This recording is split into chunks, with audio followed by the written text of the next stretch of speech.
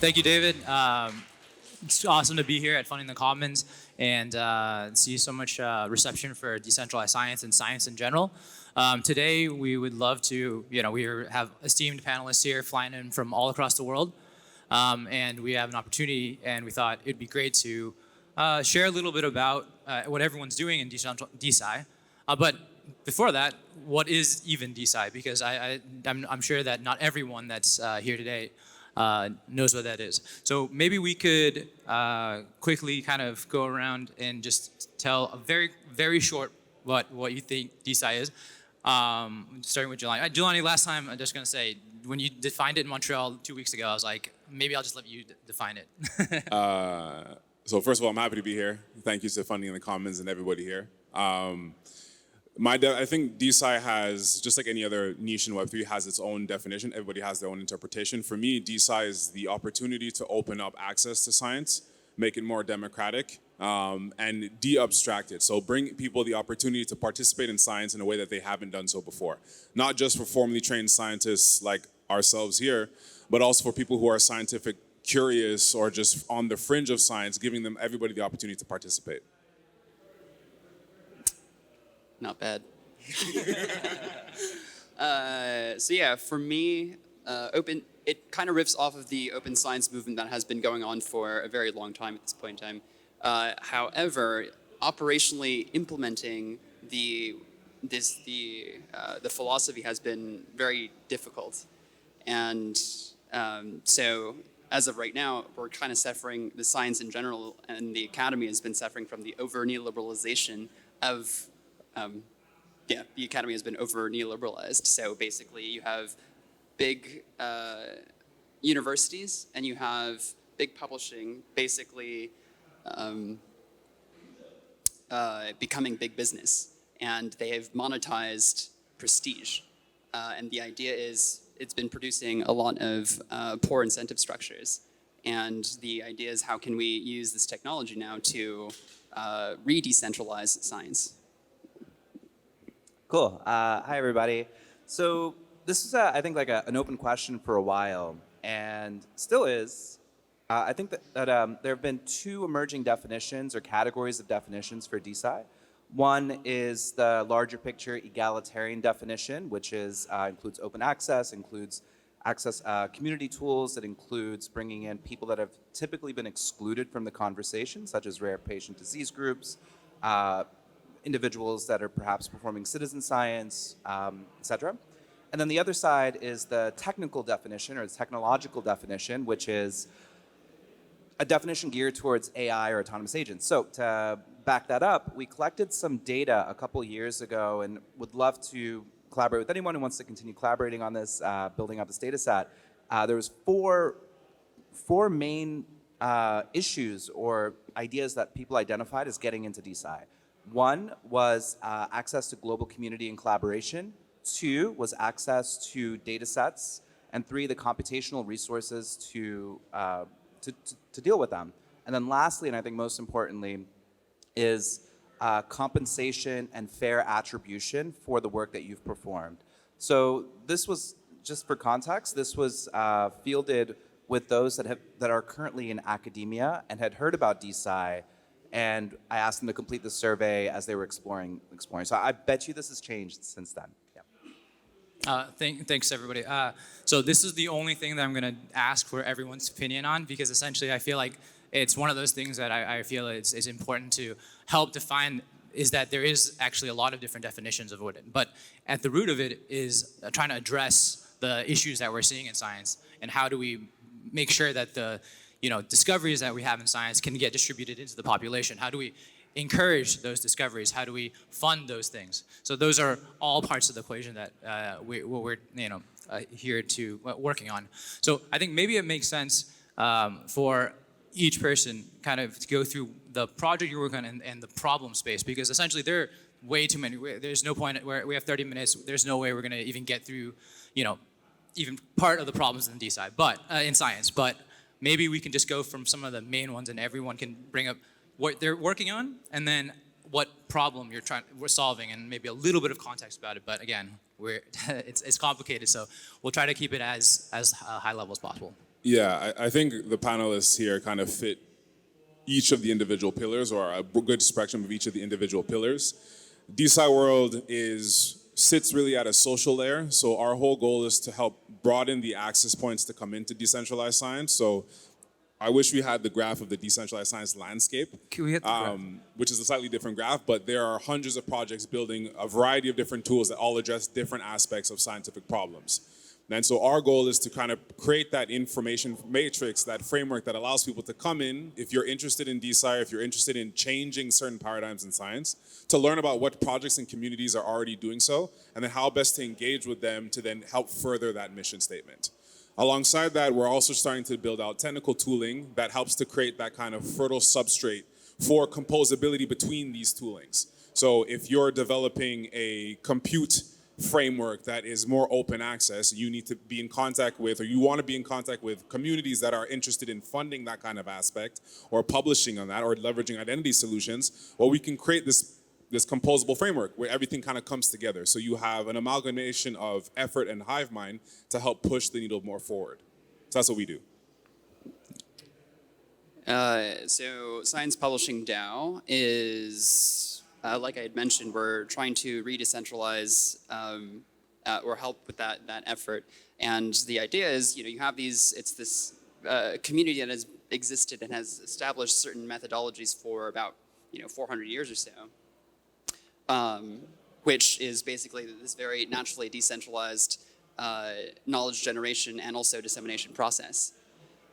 So the idea is, but at the same time, at the moment, like I'd mentioned before, the over neoliberalization of the economy has made some pretty perverse incentives within the ecosystem where now publishing is more easily manipulated, and maybe people are more incentivized to lie as opposed to tell the truth. So the question is, how do you actually recreate the circumstances in which the scientists can self-manage their own reputation infrastructures, for example, so that we no longer have to be as dependent on the current $23 billion industry that manages that reputation infrastructure. Thanks, Jonathan. And Shady? Shady. It's Shady.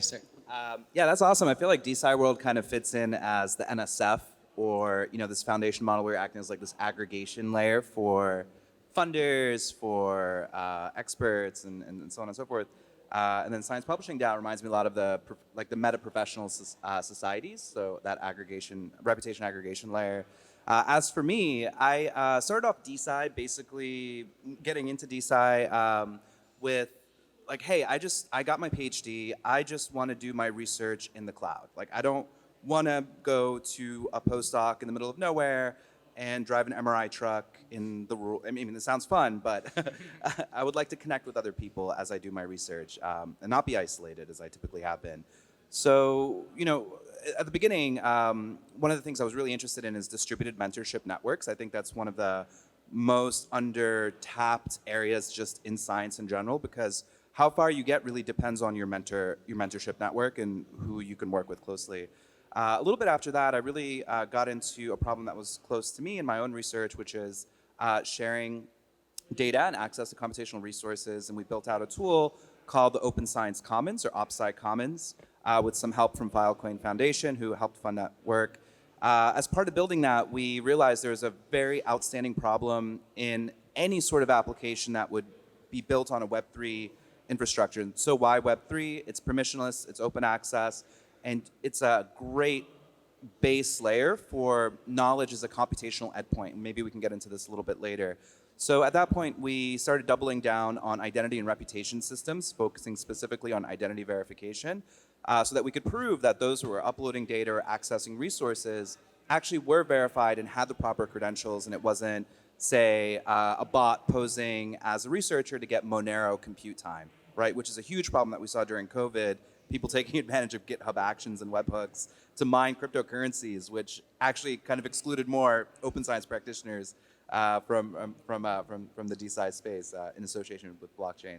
But that's a little bit. So the project is called Holonym. It's a zero-knowledge identity and data custody protocol, and could definitely talk more about that. Yeah. So we put up a graphic on the side, and essentially to highlight a bunch of the axes of where the problems that we see. They're all complicated problems. They stem the entire field of research into the funding, into the way it's done, into the entire system. And I would like to go into maybe a more tangible example, because maybe not everyone is as familiar with science. What does it actually look like, to use your product in a way of where, like, eventually where it's going to be? How will the world look, or how would science be improved? And obviously, there's going to be a lot of different points here, but maybe the most important point of how it would be different than it is right now. What if when you achieve your goal of whatever your organization and company is working on? Jelani first. So I think for us, it is the ultimate end goal, or the most mature form of the technical product that we're building, is what's going to allow anybody to build science and collaborate as easily as possible, and also do this by leveraging tools like Holonym and like Science Publishing DAO to kind of push everything forward. So within our framework, and I think in the graph we have examples of AI, we implement AI as these non-biased entities to then score ratings on projects or on data being generated. So I'm an individual, I'm pulling together information on neuroimmunology, and I'm posting this in an open source way such that anybody else can build on top of that. Now, with that composability layer, what also is incorporated with there, and what Web3 brings, is the ability to track the provenance of the data and everything that derives from that. So if you, for example, build on the data that I'm doing, there's a chain of custody that exists such that every new piece of information that builds off of that is attributed to that chain of custody going through.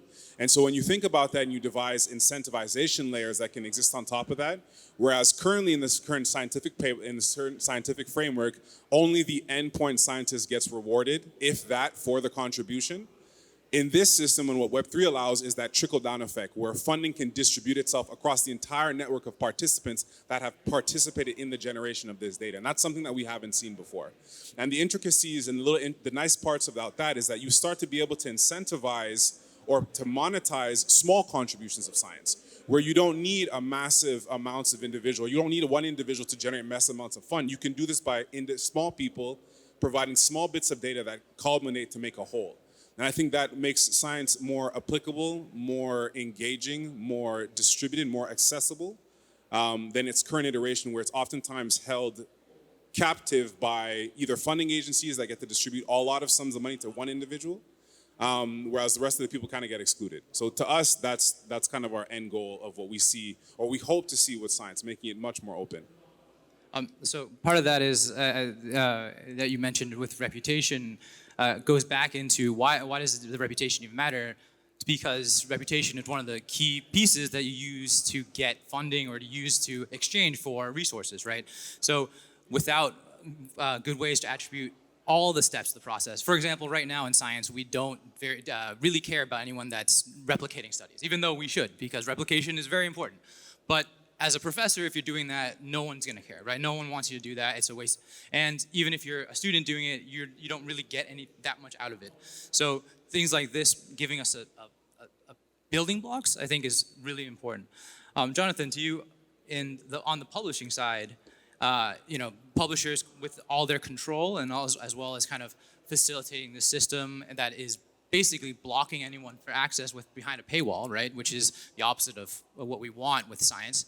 How do you see, from the founding of Science Publishing DAO, where could you see this going? What would be the biggest impact that you could see? So I guess Closer. Yeah. It's funny because I had mentioned that the current publishing market is about $23 billion. And, I've talked to a number of funders about like my project and such, and they're asking about, what part of the market you're trying to capture, et cetera. And I basically have to tell that I'm actually trying to deflate the industry by about 1,000x. so that instead of having to pay to publish effectively and to pay to read, which is roughly maybe anywhere between $2,000 to $11,000 to publish, and it's also maybe around $50 to $35 to $50 to just read an article. The idea is to just reduce that entire cost structure down by a whole ton. So, I mean, I guess in terms of more specific ways in which you would interact with the system, though, it is basically, there are a lot of concepts that we've been talking about over the conference that we're basically trying to integrate together.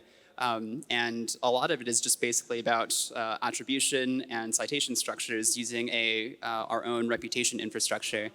So that, for example, you can have an entire community that's building all sorts of basically potential energy attributing information, but then once, for example, the work eventually reaches the level of interfacing with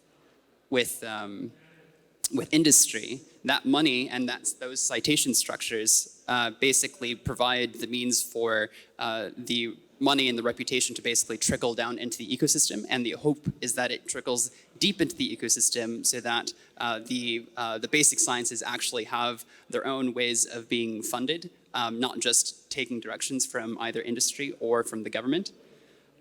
So there's this combination of this is another way that we've been of approaching the retroactive funding problem, as well as having each paper be its own non-tradable NFT, for example, so you can't trade your physics reputation for dance tokens. And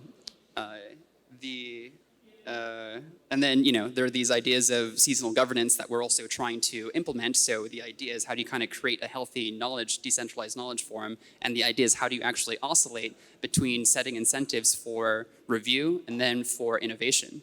And then the idea is, if you have, for example, innovation to the degree where you start to have too much negative review and negative replications, then the incentive structures automatically shift towards incentivizing review in a predator-prey-like model. So there are a lot of ideas that we're trying to play with there as an experience of what it would be like within the DAO. Cool. And Shady, the concept of ZK, I don't think is as well known in DeSci specifically right now. So maybe you can, in general it's new. So maybe you can talk us through how you're thinking about that and the work that you've done in the DeSci space. Yeah, right on. I would love to speak a little bit about DeSci. I did want to make one quick injection just to continue, because I felt like we had a really good one after the other. So I just wanted to bring us back to Juan Benet's first talk at Funding the Commons New York City, when he talked about why should we care about this. So, let's take a look at the Ethereum market capitalization back at the peak of the bull market, when the total crypto market cap was around $1 trillion or approaching it, right? I think at that time Ethereum had somewhere around a 250 billion. Correct me if I'm wrong, if anyone knows the exact number. That is comparable to the total amount of money put into research and development by the US government, right? So when we're talking about funding and what opportunities exist, if we could just route some small percentage of the value that's exchanged for a pure financial protocol, that can make a massive economic impact on basic science research that drives the rest of the economy forward in a virtuous positive feedback loop. So there's a lot there to unpack, and I hope we'll get into it. But as for the role of ZK and why that's something that I've focused on, all right, so when we talk about science, we often talk about open science, we often talk about data being accessible, readable, something that you can access, etc. However, a lot of that open science requires a data manufacturing process that often begins under some siloed secret conditions, right? Or some privileged conditions. For medical data, that might include, personally identifying information. For, let's say, physics data, you might be involved in a research project where you're double or triple blinded because you want to make sure that the results that you converge on aren't biased by some groupthink or some other team member influencing how you're thinking. And so there's tons of examples where privacy, secrecy, and role-based access conditions are really, really important. So that's on the science procedure side. On the identity and reputation side, which is distinct and different, there definitely is a huge opportunity here to take concepts behind reputation, identity, personas, and abstract them away into computational primitives. And what do I mean by that? So currently in academia, your identity and your reputation is your currency. And that's counted in the number of papers, the number of grants, the number of peer reviews, et cetera, et cetera. So, and that's a very kind of abstract, ethereal sort of thing. Like if you try to put your finger on it, each study section for each NSF grant will compute your reputation a little bit differently. So we have an opportunity here to create oracles that allow us to take data as endpoints, say in a distributed science graph, like with Science Publishing DAO, and to compute relative metrics that make sense for the context, whether it's retroactive public goods funding, whether it's pairing researchers together to work on projects across interdisciplinary fields. So that's one side of it. The other side of it is it's really important to give researchers control of their identity. As a researcher, I was guilty of projecting my identity as that of the institution's identity, right? Everything that happened, everything that I did, everything in my career was related to which institution I was at. I'm a Harvard postdoc. I'm a Columbia University, tenured faculty, et cetera. So bringing that sense of ownership back to academic researchers and empowering them is the best thing we could do to bring them closer to entrepreneurship, where they can have direct owned impact on the work that they're doing, right? And I think it totally changes the game. To do that, we need pseudonymity or the option to opt into pseudonymity in these digital systems, and definitely more to say on that as well. Yeah. Thank you for that. So actually, that brings up another point, which is currently it seems to be really hard to monetize anything of your science, and basically for the vast majority of scientists, it's almost impossible to monetize, even though you could be doing stuff that is very, very valuable, and you are doing stuff that's very, very valuable, as we can see from, basically the publications and the citations and everything else. And like one of the current methods that we have right now is, start a company and then take it IPO. Yeah, that's a great idea to make a scientist do that to get their funding, right? So there's a lot there. I feel like that if there's more in the reputation side and maybe there's more there than the measured collaboration, could that also change the way that resource distribution or allocation can be done? I think there is. I'm always still trying to figure out what is the process of doing that and getting it to that point. So I feel like this is something that I've been thinking about a lot, and it's one of the, it's really it's been a challenge to wrap my head around just how many of the issues there are. But of every Web3 application, I've found that science has one of the most direct direct entry point, because so many things have this reputation along with it that's really, really important and already is trying to be measured. It's something that's trying to do that already. So I felt there's a lot here that can be done, and also maybe it's a little bit easier to get started because the group, technically it's a smaller market. There's less people, so I feel like there's more things can happen there. So we have 5 minutes left. I would love to kind of go through just a little bit more about maybe 1 or 2 minutes per person, just a takeaway or something that you're excited about in this space that you're working on. That's most promising. Just currently from what you're seeing right now, Jelani. So I'll take it from the bird's eye view of the space. To your actual point, Chris, I think everything that you hear about in Web3 about its ability to shift the creator economy, it's oftentimes applied to the artistic renditions, to the entertainment and all that kind of industry, but it holds true to the science.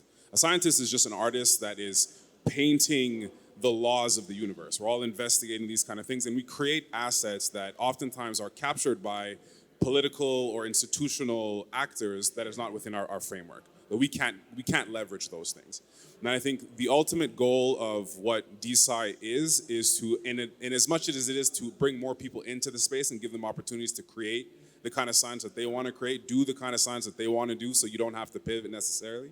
What it is also going to do is going to allow the creators of said economy or of those assets to govern and own those assets and be able to use them however they see fit. And that could be through the lens of better frames of collaboration, better ways to monetize such that you're not captured by those entities that really are controlling what science gets pushed forward. And this happens at the level of the scientists, but this also happens at the level of, and we're talking because we all are scientists here, but this also happens at the level of patient populations, those endpoint users that are stakeholders in scientific development, in therapies that come out of that. Them having a say, them being part of the governance of particular therapies or assets or what gets to get developed and what gets to get funded, I think that's what the moonshot goal of DeSci is. And there's so many permutations of that, and we don't have the opportunity to talk about it, but I highly encourage anybody who does have questions to then come up and ask us these questions for down the road. So that's my 2-minute spiel.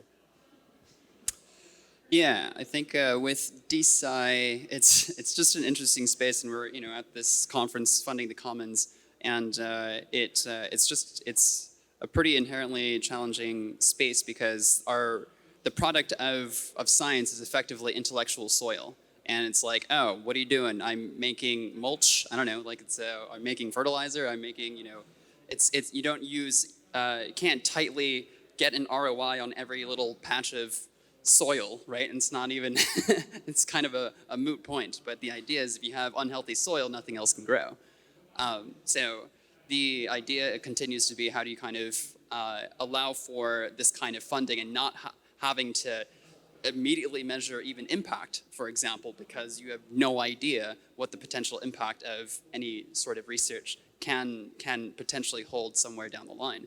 And on the other front, it's I think the DeSci community does everyone gets along really well, but we also need a little bit more cohesion in terms of actually being able to pull together our knowledge and what we're finding, because it's a big hydra of a problem, as you can see, and none of us are going to be able to do it alone, and unless we actually come together and potentially as a professional society and test a lot of the infrastructures that we've been building that we're